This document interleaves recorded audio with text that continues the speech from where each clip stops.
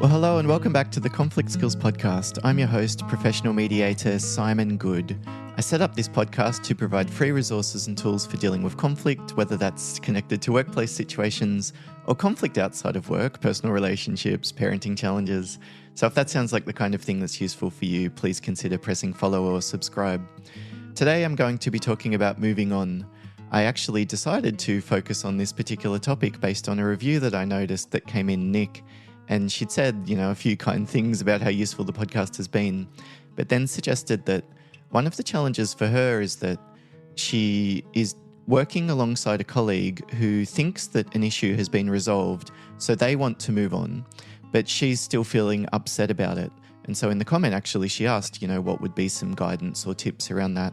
So I thought that I could focus on that general topic of moving on today, talking about that issue of when you're upset, you're still angry at someone, but they're wanting to move on, like what can you do there?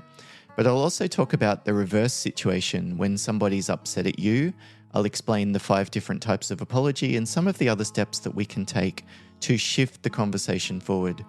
I'll explain sort of what I think about when I talk about moving on, and I suppose encourage you to reflect on what do you actually mean by that term and what do you expect to see. Like what would be the signs of success, so to speak, that things were shifting in the right direction and you were beginning to move on? What would you begin to notice? And then finally, I'll talk about 4 factors that tend to help. I'll explain what are called the pillars of trust, how we can use apologies and acknowledgements, and then clarify expectations moving forward. So stay tuned. If it's useful for you, I'd be incredibly grateful if you would leave a positive review. And I see a number of kind comments and reviews have come in over the past couple of weeks. So thank you very much. I'm noticing those and paying attention to those. And thank you in advance if you're prepared to join the group doing that as well. It really does make a massive difference for a relatively small podcast like this to get those cues to the algorithm that something is working.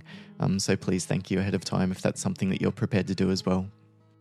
Now, I thought I might change it up a little bit for the podcast episode today and begin with a reading.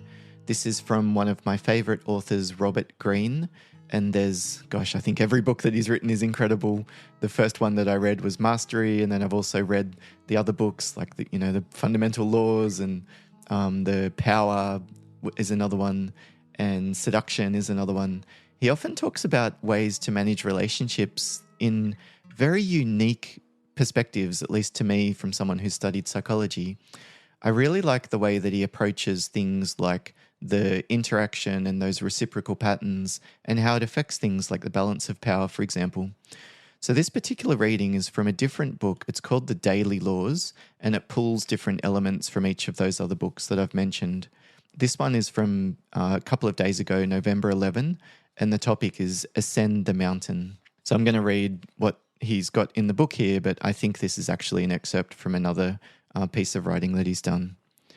So he says, "For us humans, locked in the present moment, it is as if we are living at the base of a mountain. What is most apparent to our eyes, the other people around us, the surrounding forest, gives us a limited, skewed vision of our reality. The passage of time is like a slow ascent up the mountain. The emotions we felt in the present are no longer so strong. We can detach ourselves and see things more clearly.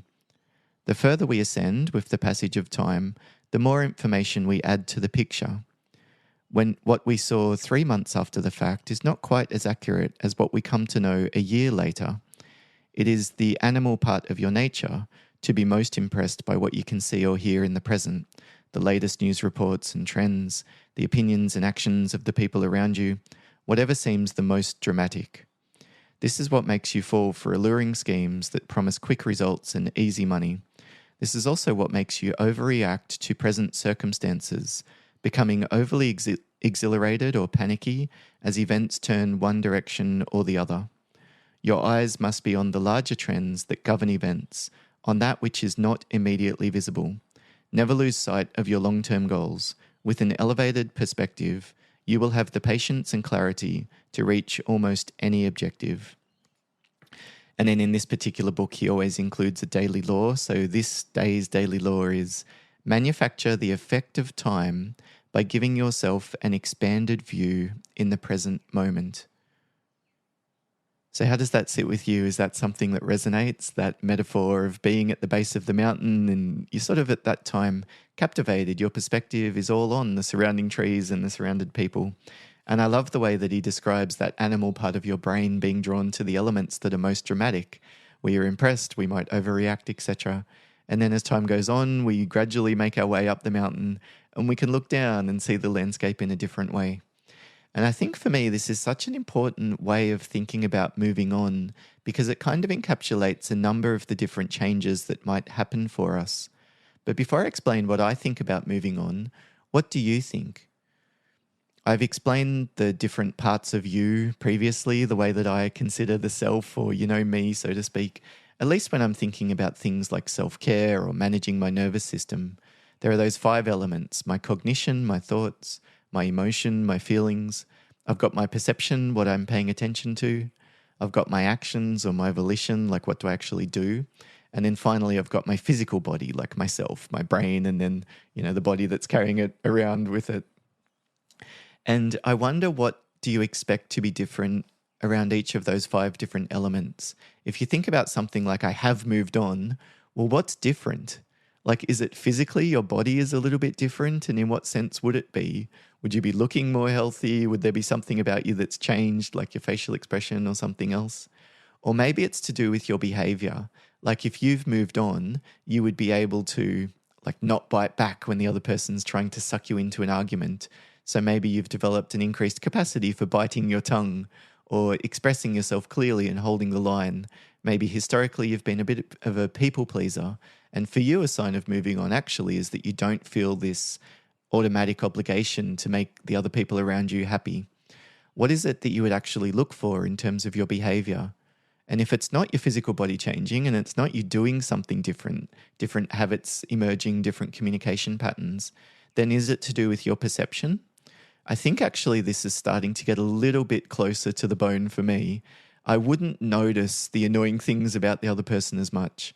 When they say something, it might not remind me of the history and, this painful event that happened or this horrible incident that I had to go through. My perception probably does shift. And for me, the shift often is about I focus more on the present moment and potentially about the past, the future and the goals and the solutions, etc. But I'm not paying attention and focused as much on the past and the problems. I'm not ruminating as much. I'm not having those thoughts come into my head. And during interactions with this person, it's not the negative, here we go, what are they about to say next? Like I'm anticipating a negative interaction, if you know what I mean. I wonder though if it's about the last 2, which are to do with your emotions and then your thoughts. What would you like to be thinking differently? Now, I think actually moving on for a lot of people isn't what they originally anticipate. They think that moving on would be they forgive the other person and they can see why they did what they did. But actually, the other person might have just been quite nasty in that moment. So if you have an assumption that you're going to be able to, empathize and join with their motivation and understand where they're coming from, that might not be true and it might not play out that way. And in fact, that might not be a realistic expectation at all. Or finally, it might be to do with the emotions. Like maybe right now you're still feeling very angry or distressed and worried or resentful, or you don't like that sense of being pushed around. Like there'll be different things that kind of trigger or cue these negative emotions for us. But is that the thing that you're hoping for when you think about moving on? Is it feeling like more neutral or is it feeling more positive? I think sometimes if we pause and reflect on this, it helps us to both get clear on what we're aiming for. But sometimes we realize that although I'm angry and upset, that might not necessarily be a sign that I can't work with this person, for example. Just because I'm upset and unhappy about something that's done, that still might mean that it is in my best interests to form some type of a working relationship or stop trying to change their behavior and just accept that it's something that I'm not probably going to be able to do a whole lot about. So what is it for you when you think about moving on? Is it one of those elements or something else? And I've put a little note in my I've made a little line in my notes that I've used to prepare for the podcast today. Next week, I'm doing a series of training workshops with an organisation called the Cemeteries and Crematoria Association of New South Wales. So these are people who work in cemeteries, obviously, crematoria. And I'm next week running a training workshop on a topic called accidental counselor, which is the kind of things that you can say to, like, a colleague, for example, if their dad passes away, or if they're going through a divorce, or if they have a negative health diagnosis. You're wanting to be supportive in these kind of moments, which is the accidental counselor bit. But I talk about some options for doing that, but in a way that's also contained and holding on to boundaries. And so, of course, one of the common topics that they're dealing with their clients is grief and loss. And one of the real buttons that can get pushed for people is that actual phrase, moving on, particularly in the context of grief. Over half people who, have been interviewed in research papers say that that phrase, moving on, isn't helpful for them. I think because it implies something like you're leaving the dead person behind, or, the memories that you've lost, or the relationship that you had with this person. There might be a sense that you need to forget it and, sort of start a new chapter, so to speak. And I think sometimes that feels very uncomfortable for people, almost a sense of betraying the person that they might have lost. The simple rephrasing that I often suggest in that course, instead of moving on, is maybe shifting the perspective to move forward. So as we're coaching someone who's going through grief, we wouldn't say what would help you to move on. That obviously might come across as a little bit negative and conjure that negative connotation. But we would use something like what would help you to move forward, or just for the next couple of weeks, what would help you to move forward and for things to just be manageable and ticking along, so to speak. So I actually find that also quite a helpful reframe in the topic of conflict as well. Sometimes when I say to people, what would help you to move on from this workplace incident, there's they shouldn't be allowed to get away with it. It's just not right what they did.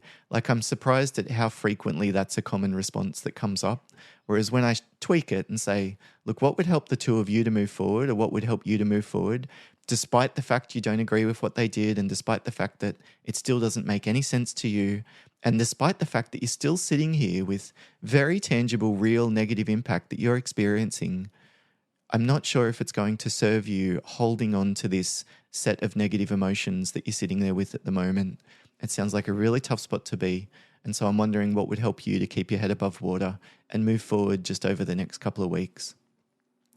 I wonder what that sounds like to you, though. This probably is something that there's a little bit of cultural nuance around, and what I appreciate in my style might be quite different to yours.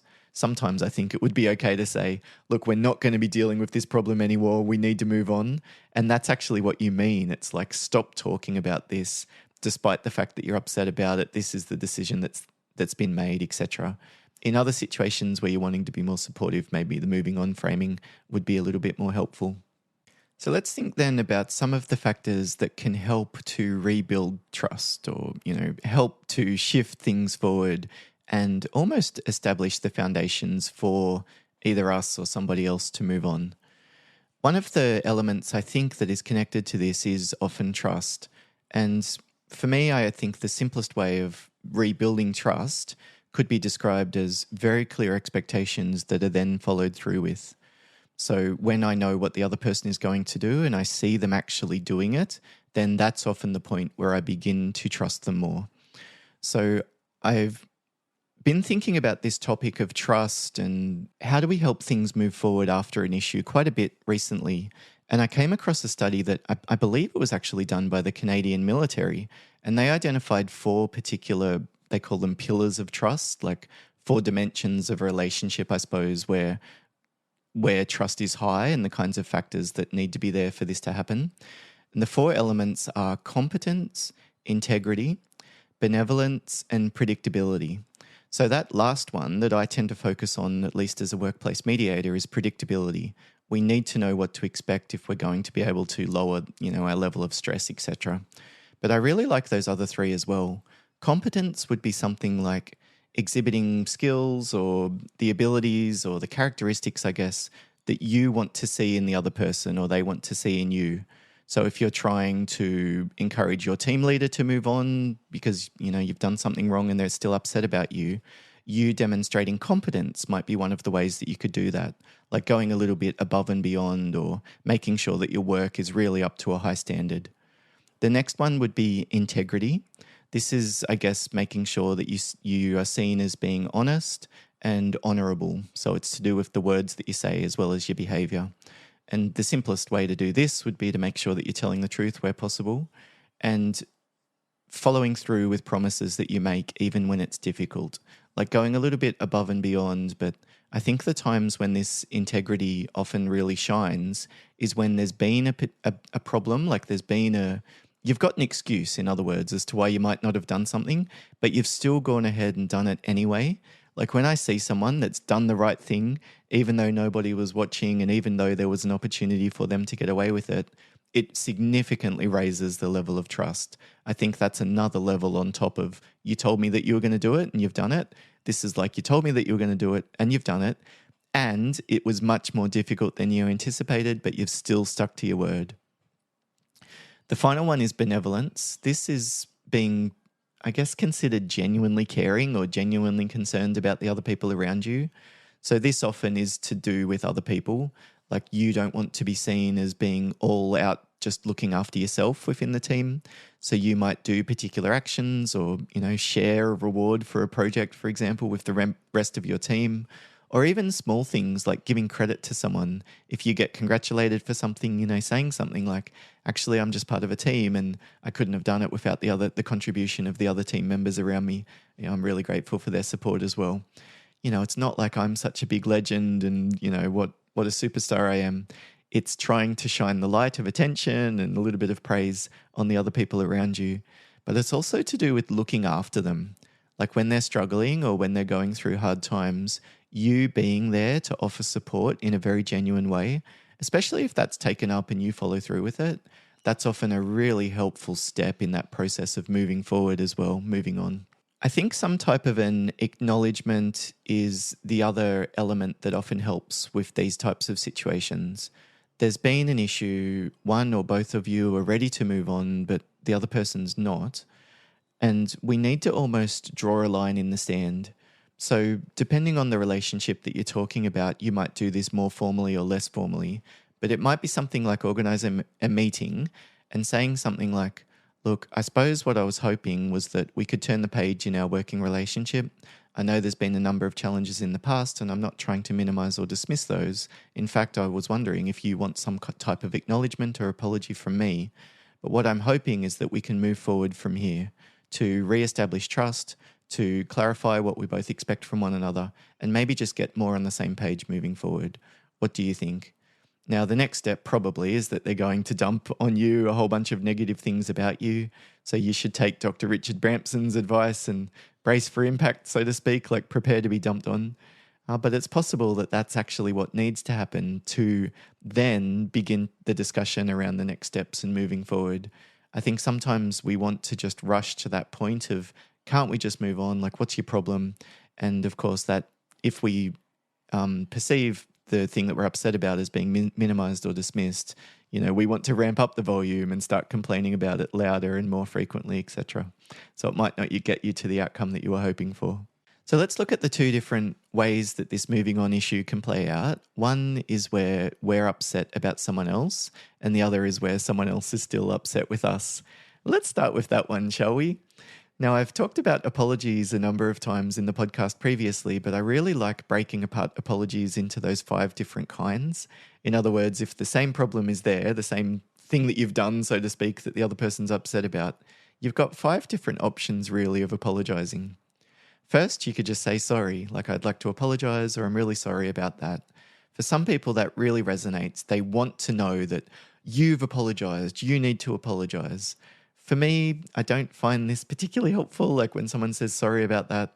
Like I get it, it's nice, it's a bit of polite good manners, so to speak, but it usually doesn't do much to help me move on. But I wonder about you. I think for a lot of people, that word sorry is something that, especially if it hasn't been said or it hasn't been acknowledged or they haven't apologized, it might be something that you're still sitting there with. So just saying I'm sorry, it makes it very clear that you're apologizing. In a more formal sense, I suppose you should say, I'd like to apologize for that, something like that. The next thing that we could do is to acknowledge wrongdoing, so to speak. So we could say something like, I shouldn't have done that. I shouldn't have talked to you about that. I overreacted. I jumped the gun there. I had an assumption that was incorrect and I ran with it. And in hindsight, I'd like to say that I'm sorry. So that's combining those first 2 elements, the word I'm sorry, and then the second one is admitting that you did something wrong.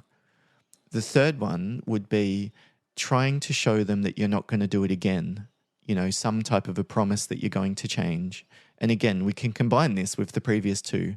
So we could say something like, look, I'm really sorry about that discussion that we had last week. It went really pear-shaped. I shouldn't have made some of those comments. Asking about this personal area of your life was out of bounds. And in hindsight, I really wish that I hadn't done it. And I'd like to just acknowledge that. I'd like you to know moving forward that that's not a topic that I'm going to raise again. So that's where we say to them, this isn't going to continue. Look, I'm sorry for being late. Yeah, that's nice. Some people might like the word sorry. I should have let you know. I should have sent you a text. Yeah, fair enough. That's lovely. At least you're admitting that you did the wrong thing. But for some people, what they really want to hear is that third element. Next time, I'll make sure that I leave 10 minutes earlier. Or I've set an alarm for the meeting tomorrow so that I can make sure that I'm on time. Or I've actually decided I might drive instead of catching a train because that might be more reliable. That's the third element, is some type of a promise that it's not going to happen again. And if you can give them a bit of an idea of the steps that you're actually going to take, that builds certainty and then, of course, might lower the level of stress and improve their buy-in and engagement as well.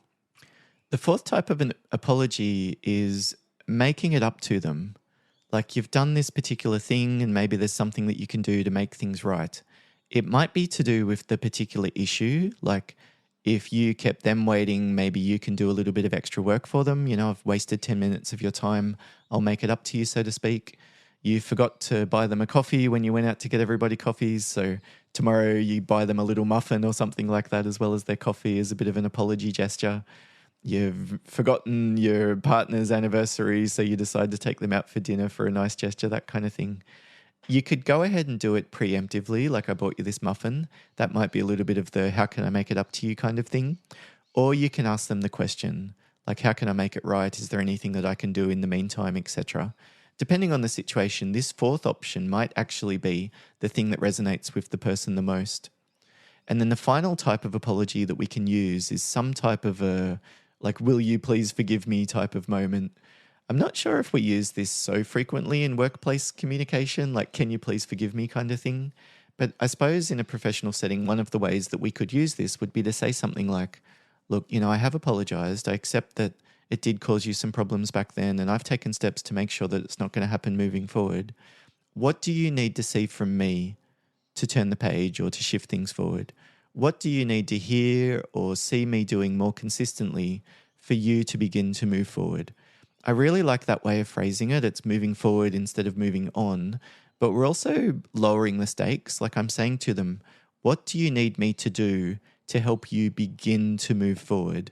Like, I'm not implying that you should just get over it, so to speak, which might unfortunately make you dig your heels in even more. What I'm trying to say is, let's shift this. Do you know what I mean? Obviously, you're not wanting to still be stuck in these negative emotions. Obviously, there's something that I might need to do here as a part of that. So let's figure out what that is. So what do you need to see from me? That would be the final option that we could use. And I suppose in a way, if the other person's still upset with you and they're not moving on, even though you feel like you've apologized or you feel like, what's the big deal? They're overreacting. You can supercharge an apology by including all 5 of the elements. I'm really sorry about that. It's something that I shouldn't have done. I know that there's been quite a bit of negative impact on you and it hasn't gone away yet. I'd love to discuss if there's anything that I can do to help you or make your life easier in the meantime, because the last thing I want is for us to be stuck in this negative place in our relationship with all of the tension and stress that's currently sitting there between us. I'm not saying that you're overreacting or, that you're unrealistic in terms of how you're seeing things, but I'd like to move forward. And I'm prepared to do what I can to shift things in that direction. Again, this is a stylistic kind of thing. If you're working in a factory, all of this might be completely too fluffy, and it's more about, look, what's going on? Is there something that I'm doing that's upsetting you? I've noticed this look on your face or whatever. But we want to do it in a genuine way that's taking responsibility for our part in our behavior. It doesn't necessarily mean that we're responsible for the other person's feelings, but that offer of reconciliation, like I'd like things to be different between us, that often goes a long way for the other person not to feel like you're pushing them and pressuring them to change without you coming to the party as well. And in my experience, it's a nice way of encouraging a little bit of reciprocity from the other party as well. So that would be one of the elements that you could consider, making some type of an apology. I think the other thing that we could do, again, and we might do this more formally or less formally, depending on the context, is just asking them, like, what do you need to move forward? Like setting up a meeting, and instead of an apology where we're admitting that we've done the wrong thing, it's saying to them something in a more neutral way. Like, this has happened 6 months ago, we've met a number of times, it still feels like there's quite a bit of tension between us. And then you could say something like what do you need to see from me, etc. Or even just, the relationship is important to me, or the project is important that our team is working on. The last thing I want is for this conflict to cause things to get stuck. What needs to be in place for this to prevent these issues from coming up down the track? So I'm not really saying to them, like, what do I need to do? Or it's not just what do I need to do. It's also thinking about things like the structure between us, or the way that we meet, the way that we communicate, the way that decisions get made. And sometimes just going through a number of those practical structural elements means that it changes the dynamic between you. When I'm talking about the 5 types of conflict, this is probably the relationship conflict stuff. It's the need to say, I told you so, or just that stupid look on the person's face that just bugs you so much, or whatever else it might be. And this is shifting from that relationship conflict where there might not be a whole lot of benefit in investing in a lot of time and effort there at the moment. And we're shifting it to structural conflict, changing our meeting structure. Like, maybe if I don't need to see them as often, it would mean that I'm not upsetting them and annoying them. So when I see them, they've had a chance to cool off or something like that. Or more structure in our meeting means that we've got an agenda, we just go through the topics, and there's not as much need for us to make small talk and fill the time, so to speak. Depending on your situation, there would be particular kinds of structural changes that work for you. And then the final topic that I wanted to touch on is situations when you are angry at someone else. They want to move on, or maybe they're expecting you to move on, but you're still upset about it. And I wonder, what do you actually mean by upset? As I explained those 5 different parts of you at the beginning of the episode today, which one of those resonated? Is it the emotional layer, the feelings that are still sitting there? Is it the thoughts, like you just don't want them to get away with it? Because they'll have very different strategies for you to use if your goal is to move forward. I think a lot of the time the initial steps that we take are the opposite of what happens when we escalate. Like in our thinking, when we escalate, when we go into fight or flight mode, we make quick assumptions, we lose track of the detail, we look at the situation in a very black and white way. They are so disrespectful, I can't believe they've done this, kind of thing. And we interpret it as all about us, for example, not properly giving enough attention to the context that the person's in. Maybe they're going through relationship problems themselves at home at the moment, so they're literally not themselves, or they're not sleeping well, or they're sick, or they've got chronic pain. Like, we just have no idea, but in the heat of the moment, we tend to take it very personally, especially when we get into that fight or flight mode of thinking. So the antidote, so to speak, the remedy for this is to change our thinking, and it's the opposite direction. It's adding more detail, like thinking about things like when the meeting went pear-shaped, how did it begin? When that conversation really got off the rails, how did it start? What other conversations might this person have had with other people around? What impact did me not putting it in the calendar, for example, and just going in and talking to them about it when they might have been in the middle of something? How did that influence the possible reaction that they gave? Or maybe I'm catastrophizing about the problem itself, like the fact that they're upset about me. I'm really worried about it. And again, that might be more of a thought aspect or more of a feeling aspect, like I feel really uncomfortable. But maybe that's not necessarily something that's a problem. I think when you're assertive, one of the things that might happen is someone gets upset at you. So the fact that they're hoping that you move on and you're still sitting there, like holding the line, so to speak, it might not actually be something that needs to change. Maybe it's just for you dealing with the emotional discomfort of that. It's the stress of sitting there having someone upset about you. And that might be different things. It might not be adjusting your thinking. It might be having a bath or going to the gym and doing some exercise or hanging out with other people that are more positive and they fill you up with energy, like fill up your bucket, so to speak, instead of these energy vampires that we've been around. Like this might not be a time when you've got the resources to manage that, if you know what I mean. So what's going on, and maybe adding more detail in terms of the thinking or looking after the negative symptoms of the emotions could be one aspect. It might be mindfulness activities, like if your perception always goes to the thing that's annoying, you might need to take a little bit more deliberate control of your perception. like focusing on just the feeling of your socks in your boots as you're wiggling your toes while you're talking to them, or noticing the temperature of the air or the background sounds, that kind of thing. Or maybe it's after an interaction with them and you're still feeling really worked up. Maybe for you, that's the sign that I haven't really moved on. It's because I can't go back and sit at my desk and concentrate straight away, or I have these intrusive thoughts. Again, that might be a moment where we have to adjust our perception, engage actively in managing what we're focusing on. We're aware of the fact that these intrusive thoughts keep coming. That makes sense. It's part of the way that our brain responds to threats. This isn't going to be a helpful situation where my brain reminds me of just how annoying this person is. So I need to redirect my attention to something else that's more positive or more productive. Or it might be just managing your behavior, being aware of the impulses that you might have as the stress levels rise. Like after a difficult interaction with this person, you want to go and grab another coffee from the lunchroom, and then that means you grab another biscuit from the jar or something. And that might not be the best thing for your physical body at the moment. Another dose of caffeine and a bunch of sugar in a situation when you're already stressed. It's, I guess, managing it like a gardener, a little bit deliberately, versus just letting your body or letting your brain and your body just rush and make these decisions, which might not be best for longer term health and longer term balance. Now, there are a couple of other, I don't know what you would call them, like techniques or approaches that I've used myself to get over things when I'm upset about someone and I want to move on, and also things that I've encouraged other people to think about. One of them is adjusting the level of detail. You know, the Robert Greene's analogy of being in the mountain, and in this present moment, we're right at the bottom of the mountain and we just can't see it clearly. We've got all the surrounding trees and all the surrounding people that's happening at the moment. So it's almost pausing and mentally thinking about, well, how am I likely to see this situation in 3 months' time? In a year's time, what advice would I give my current self? Like, there's no right and wrong to this. You can use whatever type of imaginative exercise works for you. But it's trying to move out of just this present moment and just the factors that I'm concentrating on right now and what other things might be going on for them. For them, for the other person, even just the context, like why is this pushing my buttons in such a way at the moment? Whereas in other times of my life, I might be able to just take it on the chin and it wouldn't worry me. Like, why? What's going on for you at the moment? Maybe this is connected to your own relationship challenges or your own parenting challenges or some other transition that's happening for you in your life.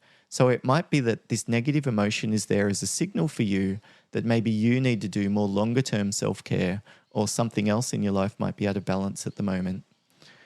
When we adjust our perspective on the other person, one of the things that sometimes falls out of this is that we're able to see their behavior in the context of the conditioning that's happened to them throughout their life. The simple way of saying this is that people are bad people have had bad things happen to them. And so people, in a sense, are only as good as their context and their environment has allowed them to be. They're only as patient, they're only as wise, they only know what they know. Their phrasing, their communication style, it's from their parents, it's from their early upbringing. So for me, when I pause and just acknowledge this, that the way that we all act, our preferences, our likes and dislikes, our norms, our values, they're to some extent set by other people, then all of a sudden, sometimes it helps me not to blame that person for what they're doing. In a sense, I give them the benefit of the doubt and I think, look, I know at their heart they're a good person, and right now they're being as good as they can be. Obviously I'm not agreeing with their behavior and not saying that what they're doing is okay. But in a sense, it's almost like I realize that it's a capacity problem that's based on the history that they've had, as opposed to an intention problem. And I think that sometimes helps us to just deal with it in a more objective, detached, differentiated kind of way, as opposed to this sense of like, it's personal. They're obviously not trying. They obviously don't care, or they're obviously out to get me. So zooming in and out, I zoom out even more. Like, how will I think in 5 years' time? What other situations have I been in like this before, when at the moment it felt really intense and it was a massive intense and a massive drama? And then in a few months' time, like, there were other fish to fry, so to speak, and I had new things to be massively distressed and upset about. And so this for you won't always feel as intense as it does right now. I don't know that that necessarily feels like a whole lot of consolation in the moment, but you might need to remind yourself of this. This too will pass, so to speak. You might even just pretend to have an imaginative conversation with your future you. I do this type of thing all the time myself. It's like, what advice would I give myself right now? Let's imagine that right now I am actually someone who's responsible for looking after myself, like Jordan Peterson sometimes says. Well, what advice would I give myself? What actions do I think that I should take right now? I'm aware of why I'm feeling upset and angry, but if I was my own parent, what would I do in terms of support?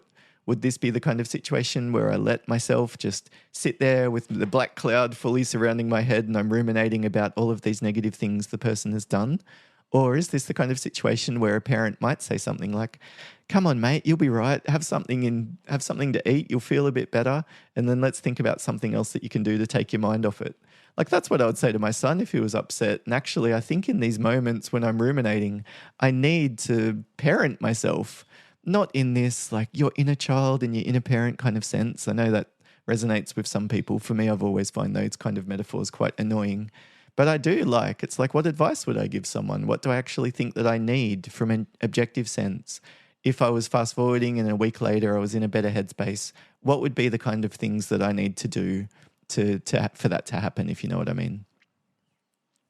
Now, as you notice, I'm not saying that you're wrong. The negative feelings that you feel, I think they are often signs that a boundary has been crossed. So if you're still feeling angry or you're still feeling worried, one of the approaches that tends not to work is telling yourself that you're being an idiot and that you're overreacting and that you're being silly and everybody else gets over these things so quickly. That type of self-criticism obviously will lead us into more of a negative spiral where we've got yet another thing to feel guilty and stupid about and probably a bit ashamed and humiliated to go along with it as well. I find it much more helpful with the emotions and feelings that come along to acknowledge them and say, look, it makes sense. Do you know what I mean? It's important and it's there for a reason. It's sending me a message. It's a signal. And it might be to do with this boundary that's been crossed. Like, I have this sense of being betrayed. But I think often it's to do with a healthy level of apprehension. Like, there's a self-protection mechanism that kicks in where I don't want to trust this person who's likely to take advantage of me. And the way that often shows up is at the emotional layer. So I take that signal. I'm like, yep, that makes sense. I'm going to need to keep boundaries established with this person. But I start then to think about, what does that practically mean? Like, do I need an element of control? Then maybe when I'm talking about the decision-making process for this next project, I don't let them make decisions without coming to me first. I say to them, look, what I'd like you to do is put together a proposal and then you and I can meet before it's approved. Or maybe it's to do with self-protection and you're worried about getting resources taken away from you, or you're worried about you getting blamed for a problem that the other person's doing.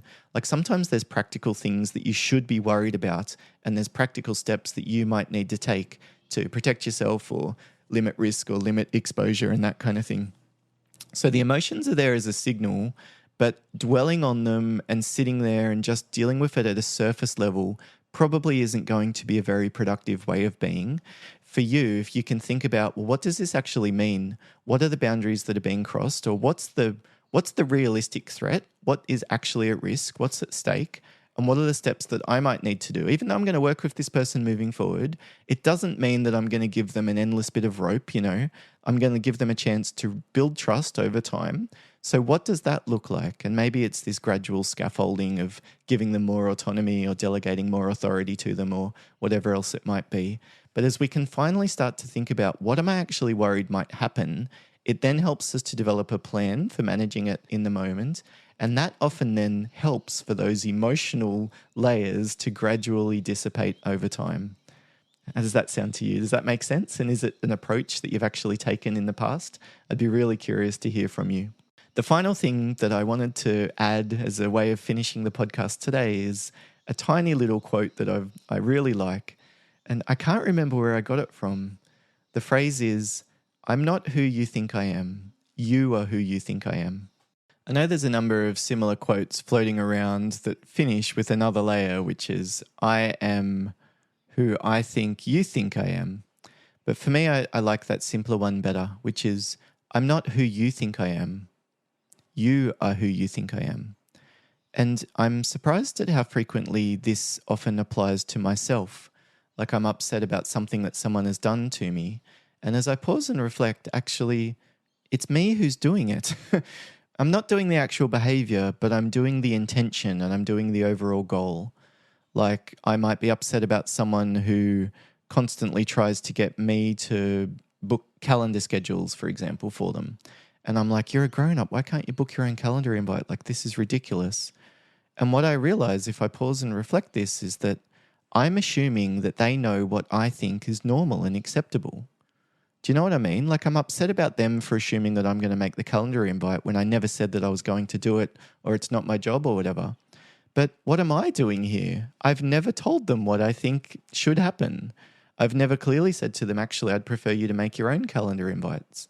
So in a sense, what I'm doing is unfairly expecting them to know what I think should happen, which is exactly what they're doing. Do you know what I mean? We can kind of take the root level behavior and go up a level. And a lot of the time, I think that quote really rings true that I'm not who you think I am. You are who you think I am. And sometimes that is to do with the other person as well. Like they think that you're out to get them. And so they really are self-protective and they take everything as criticism. So they get very defensive when you tell them there's a problem with something or whatever. And I think a lot of the time you're not out to get them. What they're thinking is that the relationship between you has a higher level of tension or a high level of competitiveness or a higher level of, I don't know, like dislike than it might. And so that's an example where they're not right. Do you know what I mean? They're not reading your intentions correctly. But in their behavior, in that hyper defensiveness, what they're doing is, I suppose, exposing the fact that that is the belief that they have. Do you know what I mean? Like they think that you're out to get them. And unfortunately, what that does is it causes them to almost go on the preemptive attack. Now, I don't know that it usually goes well to tell the other person that they're doing this, but this for me has been an incredibly helpful way of thinking about conflict, especially when I'm trying to decide what I can do that might help. Because if I'm aware that the other person sees the relationship between us as one where it's very competitive, then there might be things that I can say and do to lower that sense of competitiveness, like increase an element of interdependence where I can't succeed without you succeeding, even in a small way. Like I might not submit my payslip before I've had a chance to check with yours and offer you to do it together. Like you might not care, but me being willing to make that very transparent so you know how many overtime hours I'm claiming and vice versa, it might mean that that's not a sense then of I'm worried that you're going to bust me for claiming hours that you think that I shouldn't. And unfortunately, that might be what's creating the tension between us. So it's not like I criticize the other person for being wrong about us. Actually, they probably see an element of us that's different to other people. And it's a bit like a diamond with many, many sides to it. No two people really have the same relationship with you. So no two people are going to have the same view of who you are. So it's not about the other person being right and wrong in terms of what they think you are or who they think you are. It reveals something about them. And this then can give you information about what they might need to move on. And then if we were to flip it around the other way, if you take on board that same perspective, if you can think about that you're not seeing them right, you're not seeing them accurately. Like your view of them is not objectively correct, so to speak. It's subjective. And if they were to say to you, like, I'm not who you think I am, you are who you think I am. So what elements of how you feel about them are you doing? Or what elements of the thing that you're upset about them is actually a part of your own personality? Now, you've heard this before, maybe you are really the one that's this and that. It's often things like control, for example, or I want to know what to expect, or I want to be included in discussion, or I want some kind of an acknowledgement. If you can realize that actually this is what's driving the fact that you're not able to move on with the other person, then it starts to give you information about what you need to do. Maybe there's steps that you can take or conversations that you need to have, because ultimately that's the thing that's sitting there that's unresolved. And until you've had a chance to clear the air or think it through and clarify expectations, it might be that you making a decision to move on isn't going to do the trick. It's not going to at least lead to a lasting change in terms of your attitude and your behavior. So how has that been with you, discussing that topic of moving on today? We've covered a number of different elements, starting from those 5 different aspects of you as yourself and thinking about what do you actually mean by moving on. I explained some of those elements that can help people to move on, like the pillars of trust, for example, and then some of the tactics that we can use, I suppose, when somebody else is upset about us and we would like them to move on, and then finally some of those steps that you can take to move on yourself. If it's been useful, I'd be incredibly grateful if you would leave a positive review. It does make a massive difference in terms of the algorithm. On Apple Podcasts, I think you need to go to the show itself to leave a review. And on Spotify, I think that you can do it on the episode or on the show. But all of the different platforms seem to move things around. So I'd just appreciate it ahead of time if that's a little bit of effort that you'd be prepared to make. And if you've got an idea for a future episode or feedback about the podcast, you can shoot me an email. It's podcast@simongoode.com. I'd love to hear from you. Thank you very much for listening and hope to see you again in a future episode of the Conflict Skills Podcast. Bye for now.